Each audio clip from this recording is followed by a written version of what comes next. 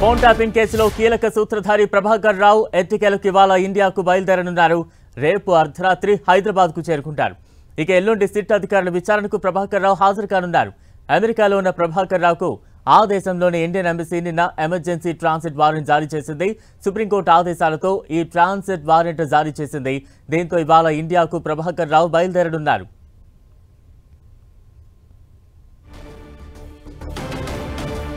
ప్రభాకర్ రావు అంశానికి సంబంధించి మరింత అప్డేట్స్ అందించేందుకు మా ప్రతినిధి సునీల్ సిద్ధంగా ఉన్నారు. సునీల్, తెలంగాణ రాష్ట్రంలో తీవ్ర దుమారం రేపినటువంటి ఫోన్ ట్యాపింగ్ కేసులో కీలక పరిణామం చోటు చేసుకునే అవకాశం ఉంది. ఎందుకంటే ఈ కేసులో మొదటి నుంచి ఆరోపణలు ఎదుర్కొంటున్నటువంటి గతంలో పనిచేసినటువంటి ఎస్ఐబి చీఫ్గా పనిచేసినటువంటి ప్రభాకర్ రావు ప్రస్తుతం అమెరికాలో ఉన్నాడు. ఇక అమెరికా నుంచి ఇండియాకు విచారణకు హాజరు కావాలంటూ కూడా ఇప్పటికే సుప్రీంకోర్టు ఆదేశాలు జారీ చేసింది. ప్రభాకర్ రావుకి వెంటనే ట్రాన్సిట్ వారెంట్ పాస్పోర్ట్ ఇప్పటికే రద్దయిన నేపథ్యంలో ఎమర్జెన్సీ పాస్పోర్టు వీసాని ఇవ్వాలంటూ కూడా ఇప్పటికే అటు సుప్రీంకోర్టు కేంద్ర ప్రభుత్వానికి ఆదేశాలు జారీ చేసిన నేపథ్యంలో కేంద్ర ప్రభుత్వం కూడా ఇప్పటికే అమెరికాలో ఉన్నటువంటి ఇండియన్ ఎంబాసీకి ఎమర్జెన్సీ ట్రాన్సిట్ వారెంట్ జారీ చేయాలంటూ కూడా ఆదేశాలు జారీ చేసింది. దీంతో ప్రభాకర్ రావు ఇండియాకు రావడానికి మార్గం సుగమమైందని చెప్పవచ్చు.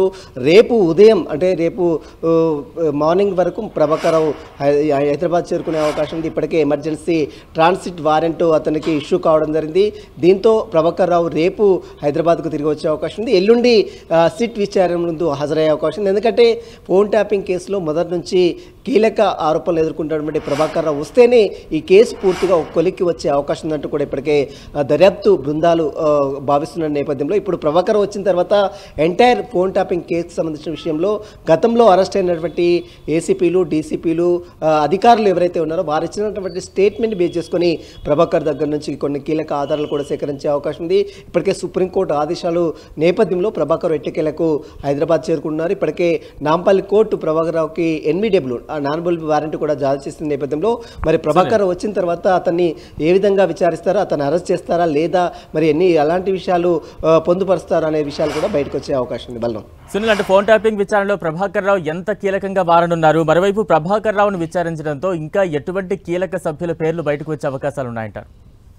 ఇప్పుడు ప్రభాకర్ రావు కీలక అంశాలు కూడా బయటపడే అవకాశం ఉంది. ఎందుకంటే గతంలో ఎస్ఐబి చీఫ్గా పనిచేశాడు. ప్రభాకర్ రావు ఆదేశాల మేరకే తాము పనిచేసినట్లు కూడా ఇటు ఫోన్ ట్యాపింగ్ కేసులో అరెస్ట్ అయినటువంటి నిందితులు అటు రాధాకృష్ణరావు కావచ్చు, తిరుపతన్న కావచ్చు, భుజంగరావు కావచ్చు, ప్రణీత్ రావు కావచ్చు, వీరందరూ కూడా దర్యాప్తు బృందాల అధికారుల ముందు కొన్ని విషయాలు వెల్లడించారు. కాబట్టి వారిచ్చిన స్టేట్మెంట్ బేస్ చేసుకుని ప్రభాకర్ రావును కూడా విచారించే అవకాశం ఉంది. ఇక ప్రభాకర్ రావు మరి ఎవరి ఆదేశాల మేరకు ఫోన్ ట్యాపింగ్ చేశారు? ఎందుకంటే ఒక ఫోన్ ట్యాపింగ్ చేయాలంటే చాలామంది ప్రిన్సిపల్ సెక్రటరీ, హోమ్ ప్రిన్సిపల్ సెక్రటరీతో పాటు ప్రభుత్వంలో ఉన్నటువంటి ముఖ్యమంత్రి ఆదేశాలు ఉంటేనే ఫోన్ ట్యాపింగ్ చేసే అవకాశం ఉంది. ఎందుకంటే మనం చూడొచ్చు, మావోయిస్టుకు సంబంధించిన విషయంలో కావచ్చు, టెర్రరిస్ట్ యాక్టివిటీకి సంబంధించిన విషయంలో వారి ఫోన్లను ట్యాప్ చేస్తూ ఉంటారు. అది కూడా కేంద్ర ప్రభుత్వం ఆదేశాల మేరకు. కానీ ఇప్పుడు మనం చూడొచ్చు, గతంలో ప్రతిపక్ష నేతగా ఉన్నటువంటి ఇప్పుడు ముఖ్యమంత్రిగా ఉన్నటువంటి రేవంత్ రెడ్డి ఫోన్ ట్యాప్ చేశారని పెద్ద ఎత్తున ఆరోపణలు ఉంటాయి. వీరితో పాటు చాలామంది ప్రతిపక్ష నేతలు అప్పట్లో బీఆర్ఎస్ ప్రభుత్వం అధికారంలో ఉన్న తర్వాత అప్పుడు ప్రతిపక్షంలో ఉన్నటువంటి కొంతమంది బీజేపీ నేతలు,